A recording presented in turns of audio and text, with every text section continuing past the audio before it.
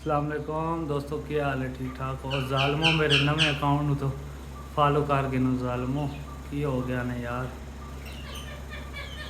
है चेक करो।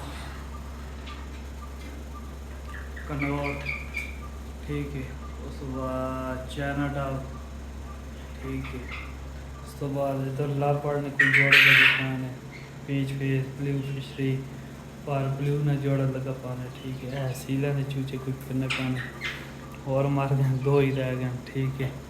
उस तो बाद सामने इससे और के वे फिंच ना जोड़ा एक फिर ना पाने, प्लम हेड ना एक जोड़ा नहीं ठीक है। मैं तो सब चेक करा देना, क्लियर नहीं आनी भाई वीडियो ना, तो सब चेक करा देना। प्लम हेड ऊपर डब्बे चेक करवाने ठीक है, वो पानी चेक करवाया ठीक है। माशाल्लाह सोहने जोड़े लगे पाए, लेकिन फॉर सेल भी हों, जो सच्चाई नहीं मैं दस्यो मुनासिब रेट से दे दे सामने ठीक है। और मेरे नवे अकाउंट फॉलो करो ठीक है, वीडियो के शेयर करो, लाइक करो ठीक है।